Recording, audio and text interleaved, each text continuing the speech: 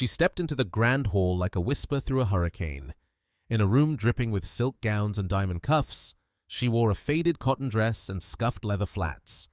Heads turned, smirks bloomed like weeds, whispers sharp as knives sliced through the air. Must be a maid, or some sad charity case. No one asked her name.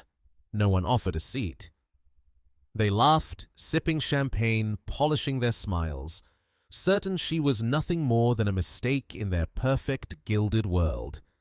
Photos were snapped, captions drafted. Another joke to feed their insatiable hunger for mockery. But they were wrong.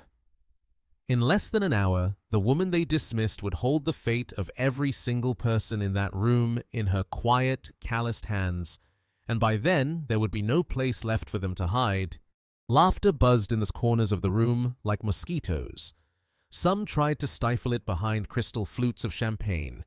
Others made no effort at all. The woman in the faded dress became a spectacle before she even crossed half the marble floor. A man in a navy suit, cufflinks glinting like tiny shields, leaned toward his companion. "Did the staff lose one?" he chuckled, not bothering to lower his voice. His companion. A woman wrapped in layers of silk and pearls covered her mouth with manicured fingers and giggled. "Maybe she's looking for the kitchen," she said. Phones were discreetly raised, the soft clicks of hidden cameras punctuating the air.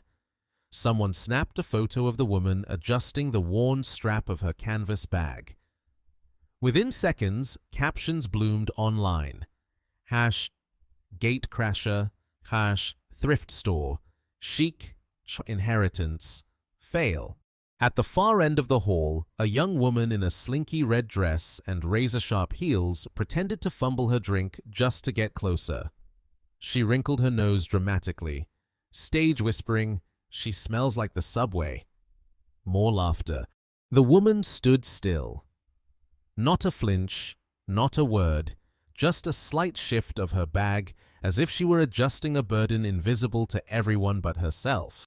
A group of cousins, hair slicked back suits, loud enough to shout, gathered near the grand piano. One, a man with a gold tie that caught the light like a dagger, smirked and said, "Logan must have been scraping the bottom of the barrel." "First the plane crash, now this embarrassment," the others roared. An older woman in a forest green dress, emerald earrings swinging, as she shook her head, muttered loud enough for half the room to hear, "She is a stain on Logan's memory." She punctuated the statement with a sip of champagne, as if washing the taste of the woman's presence from her mouth. The woman remained where she was, by the far window, where the mist outside seemed thicker, the hills distant and unreachable. Sunlight caught in the web of tiny tears along her sleeve, painting her in flawed gold. Across the hall, a man in a velvet jacket scribbled something hastily on a cocktail napkin. With a conspiratorial glance at his companions, he crept closer, slipped the folded napkin into the woman's bag, and retreated with a triumphant grin. The note read, "Charity case." Snickers rippled across the room. A wave of mockery. The woman either did not notice or refused to. Her hand stayed calmly folded around the strap of her bag, her face an unreadable mask.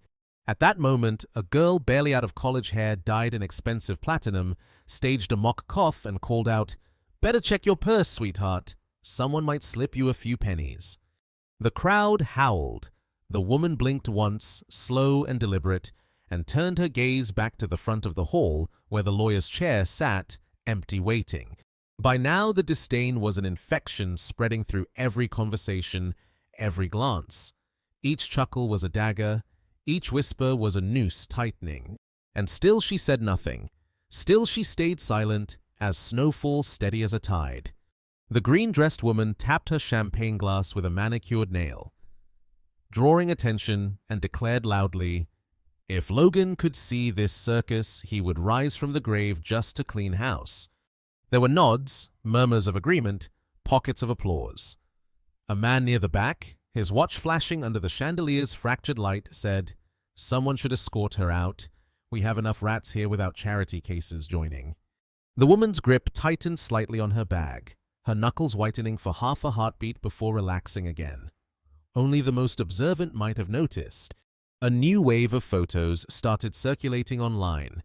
Some were close-ups of her shoes, dusty and frayed, others of her cardigan slipping off her shoulder. Each photo came with savage captions crueler than the last. "Maybe she's the entertainment." One comment read, "A living PSA dress for the inheritance you want, not the one you do not deserve," said another. The clock on the far wall ticked loudly, marking each second of her humiliation with merciless precision. A cluster of young men in tailored suits formed a makeshift barrier around the food table, pointing at her and laughing. "Hey, sweetheart!" One called, "There is a broom in the back closet, might suit you better than standing here pretending to belong." The red-dressed woman sauntered closer, hips swinging with every step. She stopped inches from the woman towering over her. A deliberate act of dominance.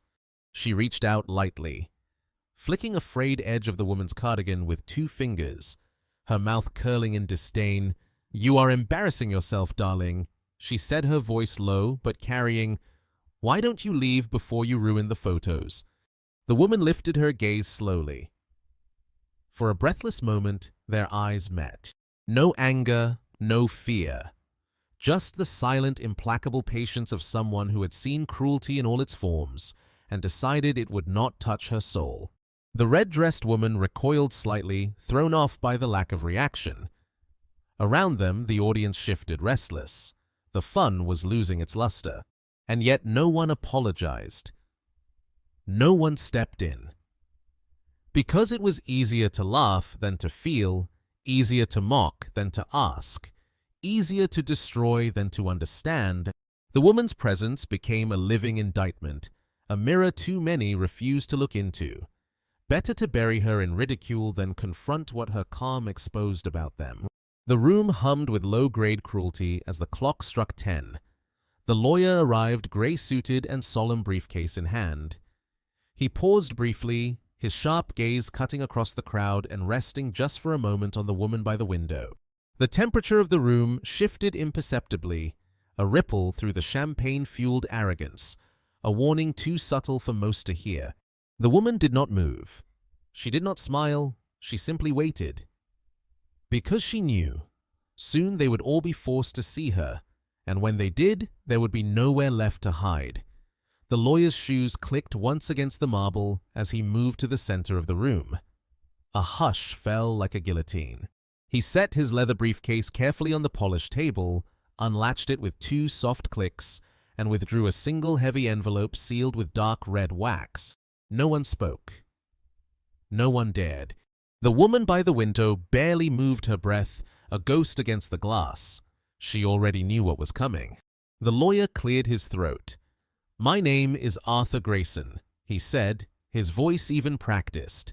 "I have been the personal legal counsel to Mr. Logan Thorne for the past 15 years. Today I am here to execute his last will and testament." A murmur rippled through the crowd. Some faces wore grief, carefully arranged like makeup. Most wore hunger, thinly disguised as solemnity. The man in the gold tie, Preston, shifted his weight, a glimmer of impatience in his eyes. The woman in red, Marissa, smoothed the lines of her dress, preparing her victory smile. Phones were tucked away, champagne glasses forgotten. Arthur broke the seal. The crack of wax sounded like a gunshot. He unfolded the thick parchment, held it up to the light briefly, then began, "I, Logan Alexander Thorne, being of sound mind and body, do hereby declare this to be my final will." A collective inhale swept the room. "To my family, colleagues, and associates." Arthur paused, letting the words settle. "I leave nothing." The silence that followed was so complete you could hear the chandelier creak on its ancient chain. Then, "What?" Preston barked, half rising from his chair. "Nothing." Arthur continued as if he had not heard. "I have spent my life building an empire. I have spent my final years watching those around me value my fortune more than my friendship, my wealth more than my well-being." A tremor of unease rippled through the room. "Therefore, all my assets, properties, companies, accounts, patents are bequeathed entirely and without condition to my wife." A gasp like 1,000 mirrors shattering filled the hall. "Wife!" Marissa shrieked, her voice rising an octave. Logan was not married. Eyes darted across the room, searching, accusing suspicion, bloomed like a toxic flower. Arthur adjusted his glasses calmly.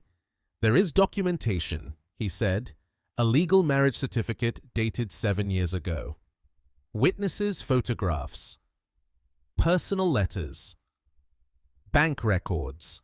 He placed a thick folder on the table with a soft thud. It might as well have been a bomb. Preston's face twisted. "This is a scam," he spat. "This is a goddamn setup." Murmurs grew louder, overlapping ugly. A woman near the back sobbed openly. Someone cursed. Someone else knocked over a chair in their haste to stand. Arthur remained unmoved. The marriage is real. The evidence is irrefutable. He opened the folder with deliberate slowness and lifted out a photograph. Projected onto a large screen behind him was the image Logan Thorne.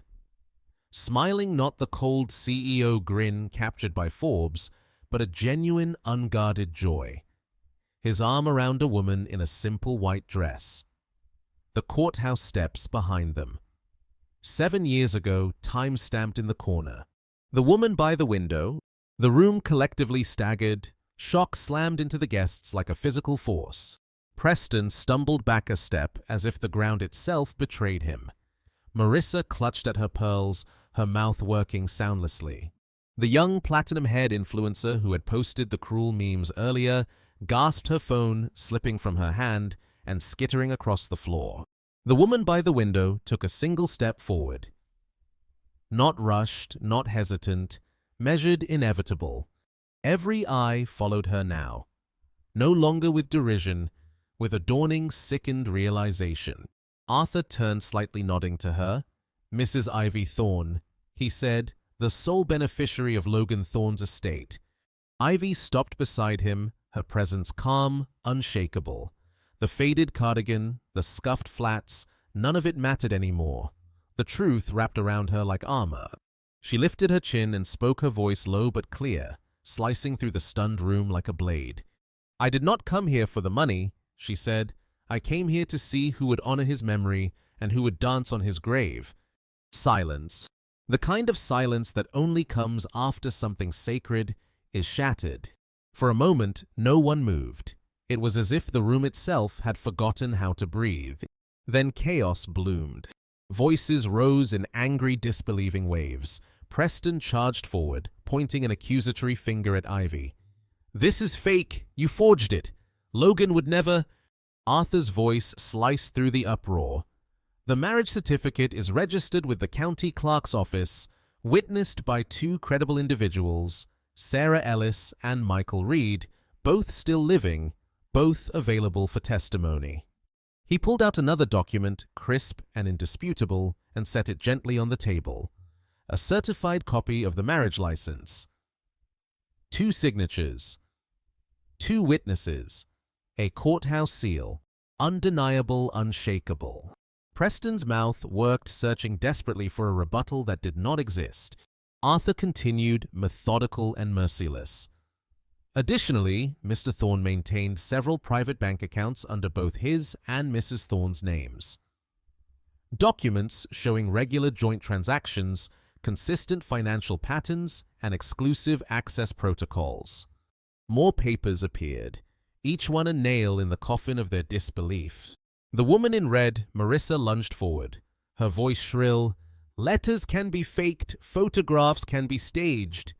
Arthur remained composed, almost clinical. "Each personal letter has been authenticated by forensic handwriting experts, each bank record verified by multiple third-party institutions, and if that is still insufficient."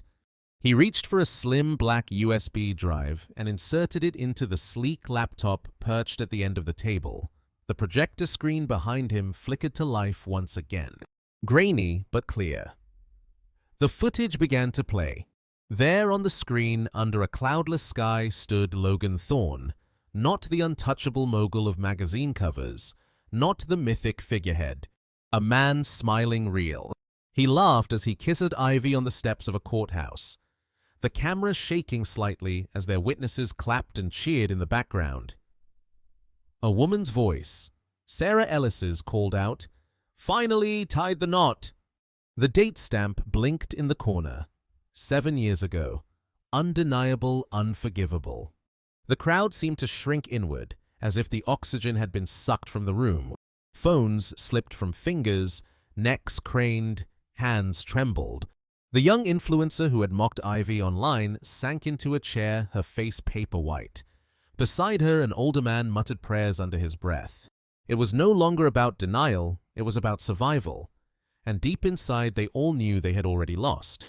Preston tried again, desperation cracking his voice. Maybe she tricked him. Maybe she preyed on him when he was vulnerable. Arthur raised a brow, unbothered. There are over 200 personal letters in Mr. Thorne's own hand, spanning 7 years. Financial records, vacation photos, private notes, birthday cards. He clicked through a few more images. Logan and Ivy fishing at a quiet lake. Logan and Ivy camping in a battered tent, their faces illuminated by firelight. Logan and Ivy on a beach at sunset, holding hands like teenagers. Moments no one in this room had ever been part of. Moments none of them even knew existed. And then Arthur delivered the final blow. 6 months ago, when Mr. Thorne's plane disappeared, Ivy Thorne was already listed as his sole next of kin, his emergency contact, his medical proxy. The implications detonated in the minds of every greedy guest present. Logan had trusted her with everything. Not them, never them. They were never even close. They were ornaments. Decoys useful until they weren't, and now obsolete. The influencer began sobbing quietly, rocking in her chair. Marissa gripped the back of a seat so tightly her knuckles turned bloodless. The man in the velvet jacket sat down heavily, as if the ground beneath him had betrayed him too. Across the room, Ivy stood as she had always stood, silent, steady, unbreakable. She did not smirk, she did not gloat, she simply watched them see her not through the lens of mockery or pity, but with the cold clarity of truth. Arthur closed the folder with a soft snap. He straightened his jacket. As of this moment, he said, Mrs. Ivy Thorne owns 100% of Logan Thorne's estate. She holds full control over every property, every company, every asset he built. Your presence here today was tolerated. It is no longer required. Shock fissured into panic. A young man in an expensive suit lunged forward. But surely we are entitled to something. We are blood. Arthur's gaze was like ice sliding across stone. Blood does not entitle one to loyalty, actions do. Another voice, wretched cracking, pleaded from the back, Please, there must be a mistake. I have worked for Logan for 15 years. I deserve. Arthur's face remained impassive. No one is owed anything. The words fell like a final judgment. No loopholes, no second chances, no salvation. The walls seemed to close in around them. The chandeliers dimmed, casting long shadows across their desperate, ruined faces. They had gambled everything on the assumption that Logan Thorne valued wealth as they did. They had built castles of expectation atop crumbling foundations of greed, and now the tide had come in and washed them all away. Ivy turned slowly, facing the sea of collapsed egos. Her eyes, hazel and unblinking, swept across them. Not with hatred, not even with pity, with indifference.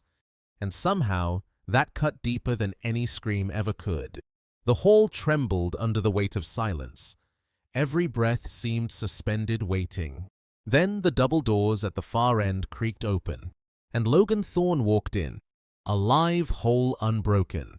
He wore no designer armor, just a plain dark jacket, jeans, worn boots, no grand entrance, no theatrics. Only truth, heavy as thunder in every step. A collective gasp rippled across the room. Some stumbled backward. Others gaped as if seeing a ghost. Logan's hair was longer, streaked with silver. His face leaner, more weathered, but his eyes were the same. Sharp, unforgiving, awake. He stopped beside Ivy without looking at the others. For a moment, it was just the two of them. the eye of the storm. Then Logan lifted his gaze. His voice, when it came, was low, steady, lethal. "I watched," he said, "every word, every laugh, every betrayal." A shudder traveled through the crowd. Some tried to speak, but no words came. What defense could they offer?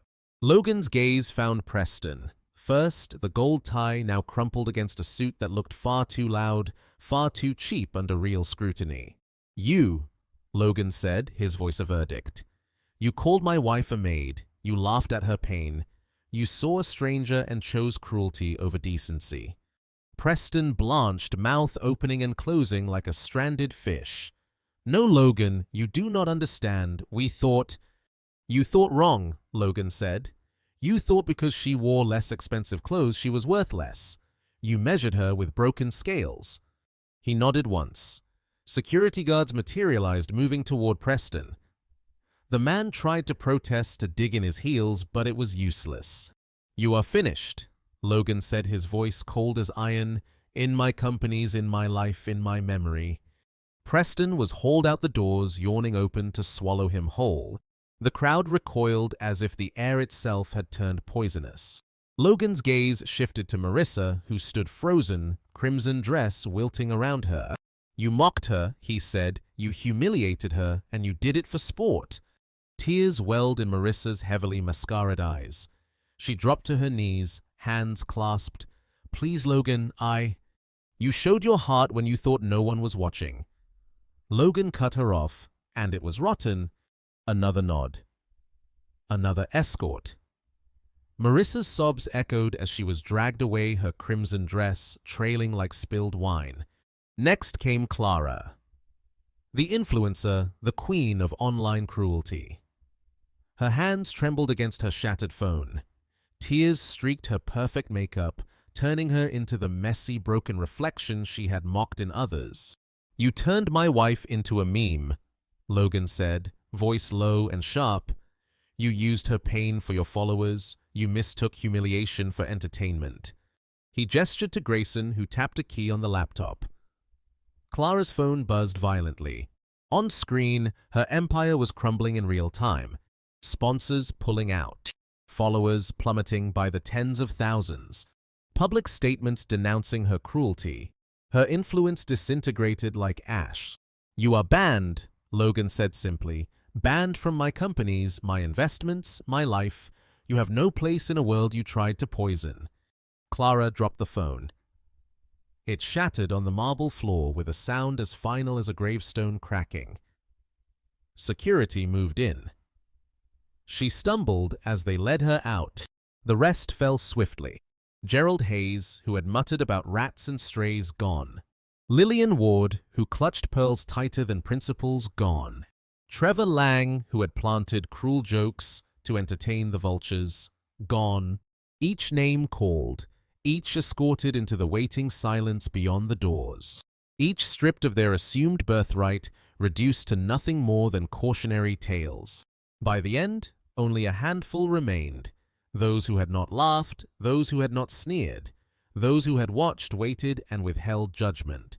Among them, an elderly groundskeeper who had once offered Ivy a bottle of water without expectation.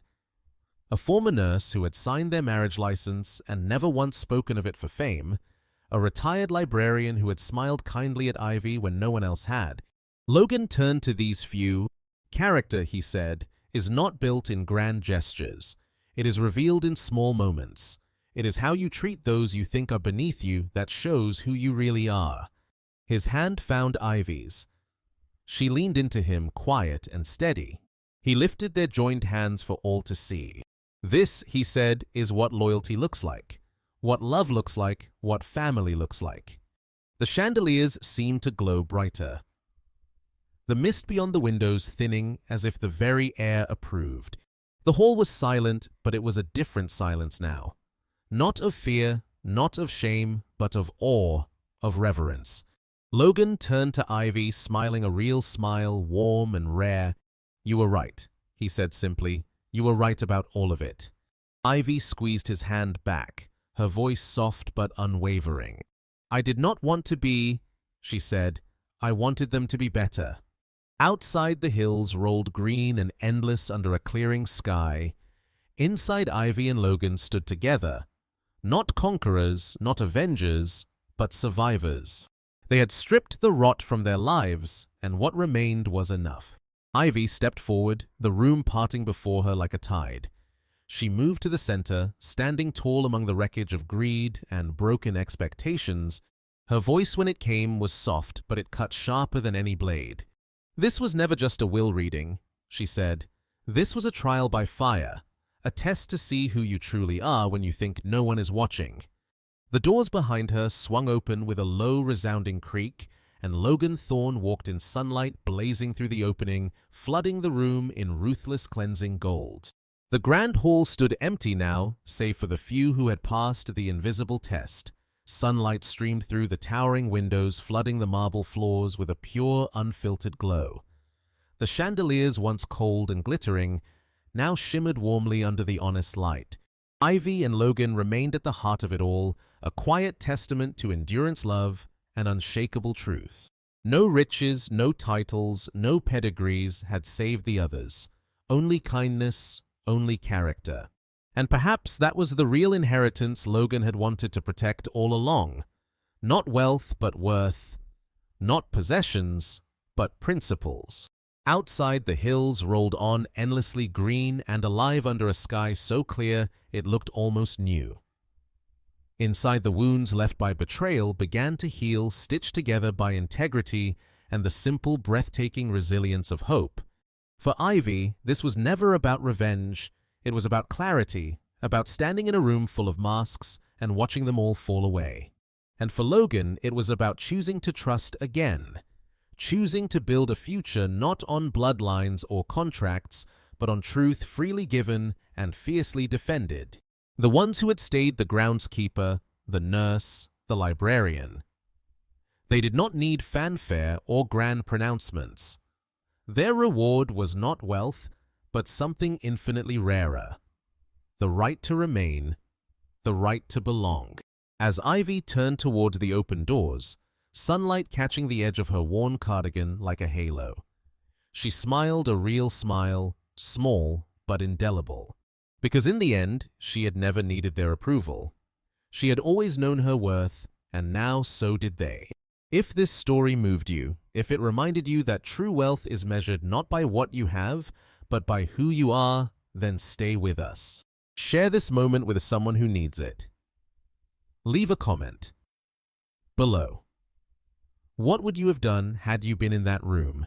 And if you believe in stories that lift the veil and reveal the truth, subscribe. Because sometimes the greatest treasures are not the ones we chase, but the ones we already hold.